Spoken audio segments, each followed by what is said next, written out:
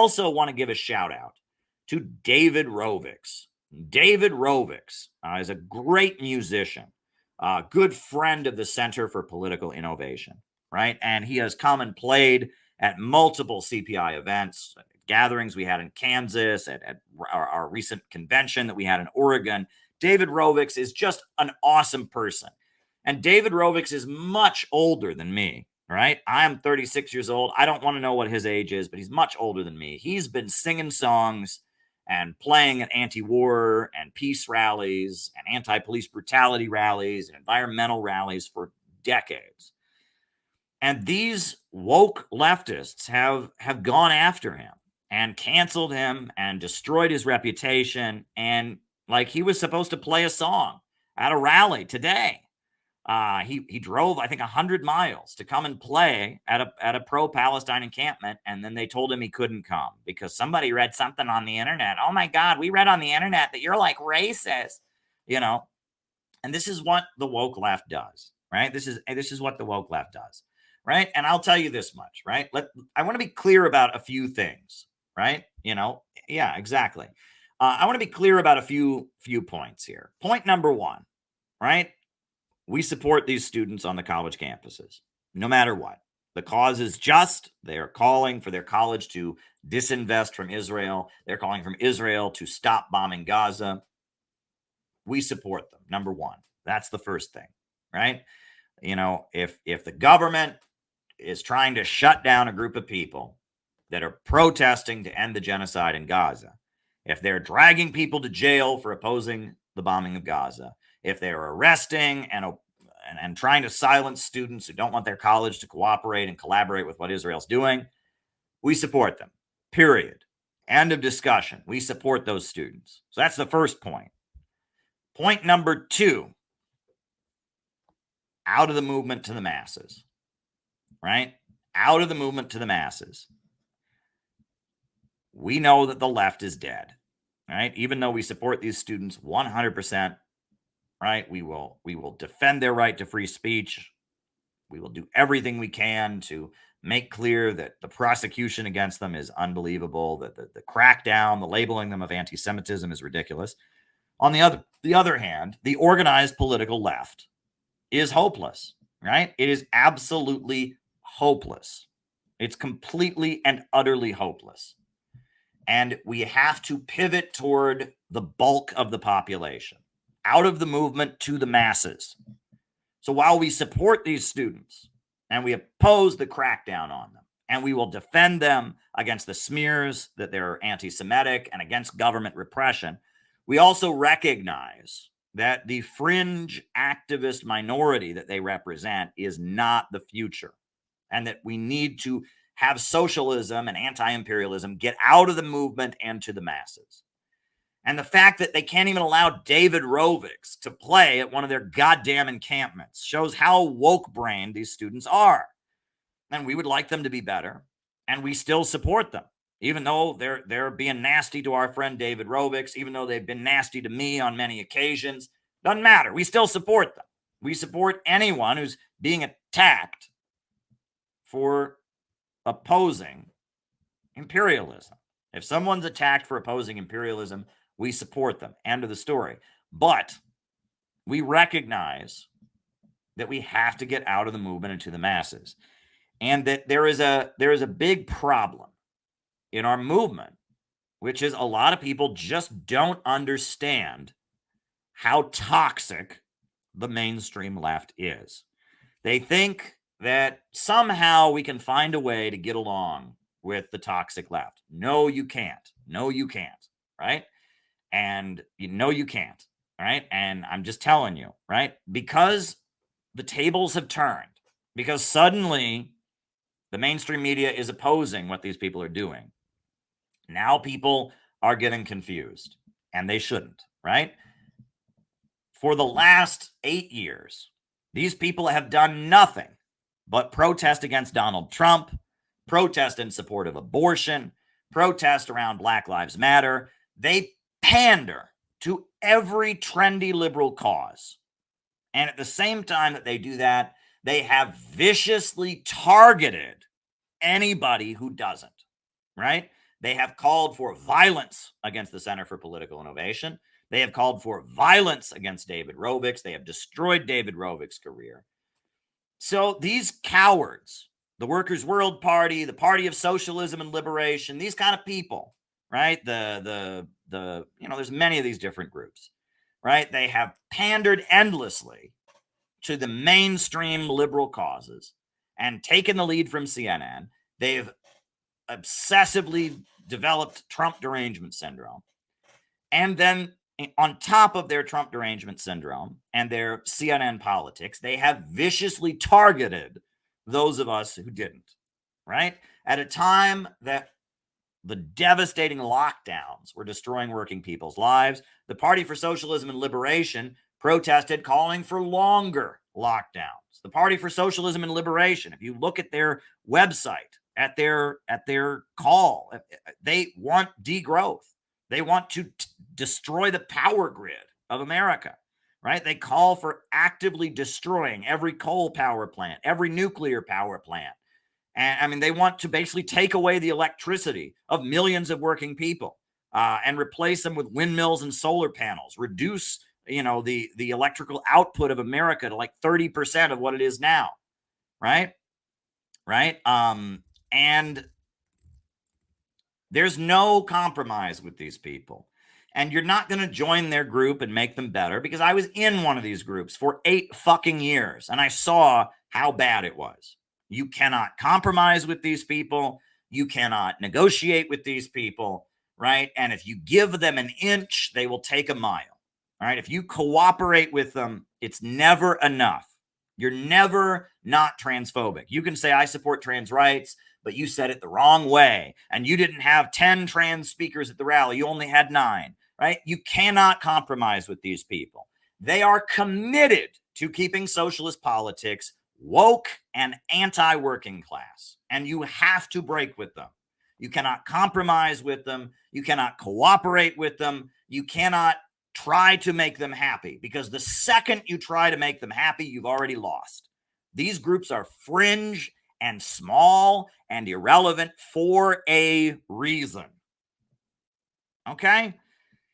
And you could say, oh, well, Caleb, your CPI is also small and fringe and irrelevant. Yes, but we aim to not be. We want to someday lead the country, and we act like it.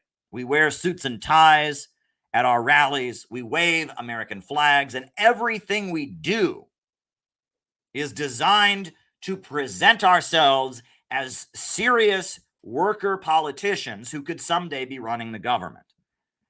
And everything these groups do, PSL, the ILPS, the BION, the group that's tied to the anti-China terrorists in the Philippines who are murdering Chinese businessmen and destroying Chinese targets in the Philippines, trying to help the United States wage World War III and set the stage for World War III against China, right? There's many of these groups, right? These groups, right? These groups are doing everything they can to keep communism fringe, to keep communism inaccessible to the American people, and to make everyone who is a communist and every young person who becomes interested in communist ideas a tool of the Democratic Party and of Joe Biden, and to help Joe Biden defeat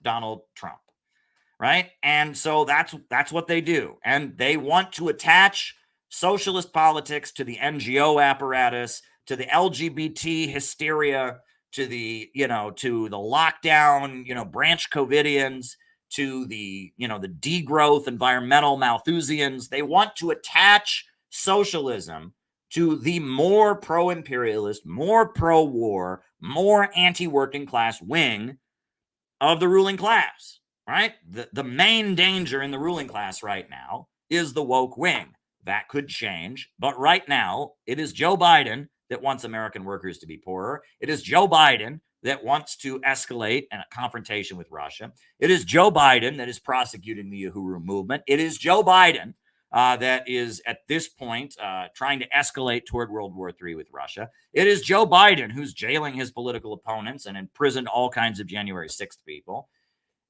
And Joe Biden and Kamala Harris represent the main danger at this time. Now, I feel that we are at the beginning of a controlled anti-woke blowback right now. And I've been saying that, right? I've noticed that some things are happening. I expect Joe Biden will lose the upcoming election. And I expect that conservative circles are going to become less and less tolerant of anti-war views, are going to become more and more obsessively anti-China, are going to become more in favor of censorship and police state repression, and that as the left loses power, once Biden is out of office, the left will start to correct itself also. The left will start to correct itself and will suddenly not be in favor of censorship. It's, there will be an adjustment, but it hasn't happened yet. It has not happened yet. And right now, Joe Biden is the leader of the United States. Right now, Trump derangement syndrome is the policy of the White House. Right now, Joe Biden is prosecuting the Uhuru movement. Right now, Joe Biden is sending weapons to Ukraine. Right now, Joe Biden is writing a blank check to Israel. Right now, Joe Biden is calling the students anti-Semitic and approving of the police crackdowns on the students. So right now, at this time, Joe Biden does represent the main danger. And these people, these woke, I don't know what you want to call them, the synthetic left, those forces have never acknowledged that. They've never had the courage to stand up to that. And they have gone after and tried to destroy anyone who does. Any leftist who disagrees with the transgender bathrooms or women's sports, any leftist who questions the COVID lockdowns, any leftist who doesn't buy into climate hysteria, any leftist who speaks out of turn, they try to destroy them. So it is urgent that we not, as these people start to realize that they're in opposition, that we just acquiesce to them. And that when the movement, if you want to call it, the mainstream left suddenly becomes not mainstream any longer, as it loses steam, we then just merge back in with it. That would be a huge mistake. That would be a huge mistake. What we need to do is we need to take the moment when these people lose their steam and break their monopoly. That's what we need to do. As these people lose their steam, we need to break their monopoly on socialism and communism and take that opportunity to break them. That's what we need to do. We need to keep doing rallies our way. Keep doing rallies with American flags. Keep doing rallies with ministers who talk about Christianity. Keep doing rallies wearing suits and ties, and start doing things our way as loudly as we possibly can, and showing that you don't have to do communism and socialism their way. And as their cash cows from the liberal NGOs dry up, and as their ability to dominate everything socialist starts to dry up, we can change the conversation. But if we retreat in this moment and we say, oh, well, now they're against the establishment. Oh, now their protests for Palestine are being demonized on CNN. So that means we can just be buddies with them again. We can just go along with them again. That would be a huge, huge mistake. That would be a huge, huge error on our part. Now is the time to actually overcome and defeat them. Now is the time to take communism and socialism back from these grifters and these phonies and these frauds. Right? Now is the time that we can show that what we're about makes far more sense than what they're about. And I just cannot emphasize that to people enough. I cannot emphasize that to people enough, right? These people got inflated for a moment because they were being used by CNN, they were being used by MSNBC, etc. They got inflated. And it looks like we're at the very beginning, the very cusp of the ruling class transitioning back to having the right wing be the current that they support. And they are purging the right wing of all anti-Zionists right now, right? They're expelling anyone, Candace Owens was fired from the Daily Wire. And, they are purging the right wing of anyone who criticizes Israel. And they're playing up the anti-China hysteria. Instead of criticizing social media and the social media giants for their censorship. They're suddenly just criticizing TikTok, right? And things may not happen as quickly as we think, but it looks like they are transitioning toward having some kind of fake right-wing politics become the mainstream of American imperialism. Now, obviously, as that happens, we will, to some degree or other, have to change our tactics and adjust. However, it would be a huge, huge mistake for us to just liquidate back into the left.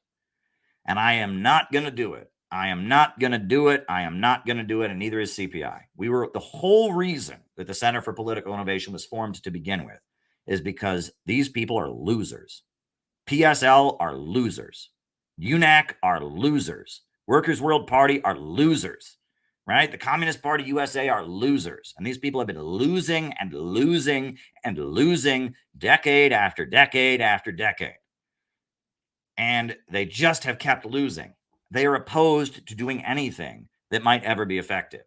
And so I just cannot say that enough. As I look at some of the things that are being planned and all of that, I don't know what's going to happen in the next 2 months, but I know where I stand. I know where our organization stands. We have decided we're not going to play by their loser rules. We're not going to do it. We're not going to play by their loser rules. We're going to play to win, right? And it might be hard. And it might be difficult, but we're going to play to win. We are going to play to win. We are going to play to win. And I've told this story many, many times, but I keep coming back to it. I keep coming back to this story because it just tells me everything, right? This is the cover of our new textbook, Center for Political Innovation textbook. And this is a famous photograph. And I will put that famous photograph on the screen so that you can see it. Right? And I will just put that photograph on the screen. Hold on. Here we go. Here we go. All right. This is a famous photograph. This photograph was taken on July 4th, 1976 in Philadelphia. That is a rally that was called by the Revolutionary Communist Party in 1976. And those are Vietnam veterans, members of Vietnam Veterans Against the War. And they are marching with a sign that says, "We won't fight another rich man's war." And this was a very, very important demonstration because it was to counter the bicentennial of the country. July 4th, 1976 was the 200-year anniversary of the Declaration of Independence. And this rally that was called by the Revolutionary Communist Party only had 5,000 people there. However, there was a much bigger rally that happened on the same day in another part of Philadelphia. And I can't find any pictures of it. That rally that I just showed you was only 5,000 people. There was a rally with 40,000 people that happened on the exact same day, and nobody knows anything about it. You can't find any pictures of it. It's like it never happened. Why? Because that rally was called Bicentennial Without Colonies. And the Puerto Rican Socialist Party independence movement was there, and the Black Panthers were there, and Native Americans were bussed in from reservations, and the Weathermen were sponsoring it, the Weather Underground and their Prairie Fire Organizing Committee, and the Socialist Workers Party, and the Workers' World Party, and the International Socialists, and the blah, blah, blah, blah, blah, and all. It was a clusterfuck. It was just a left-wing clusterfuck. And no one remembers that rally. But this photograph, this really, really important photograph, is everywhere. Why? Why is it that decades later, this photograph still shows up over and over and over again? Because this is a message that was aimed at the masses of Americans. Everyone who looks at this picture knows what the rally is about. These are veterans who were sent off to fight in a war for the profits of the ruling class. They said, "We won't fight another rich man's war."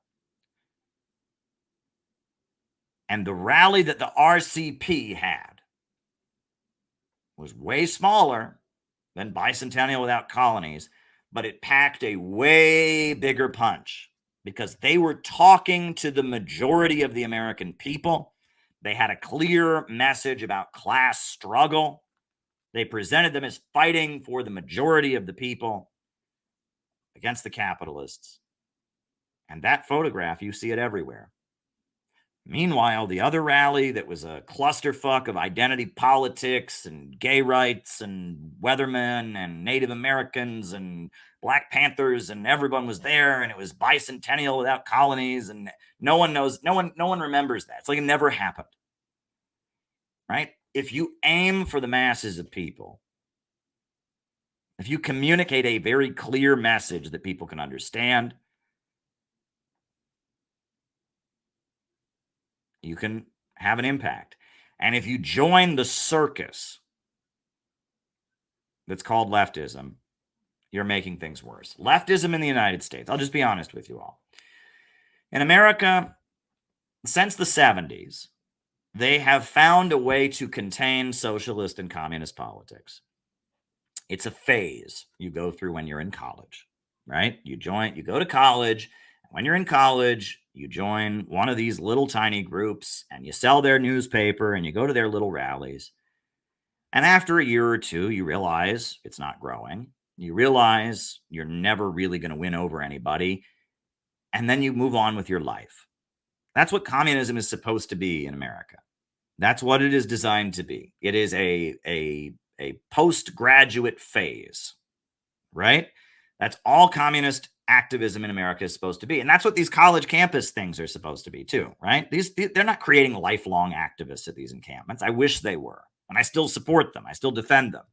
But these encampments, you're supposed to look at this and say, wow, these are idealistic college kids, and then after a couple of years, they're going to grow out of it and go to grad school and go to law school or whatever. I mean, that's what communism is supposed to be.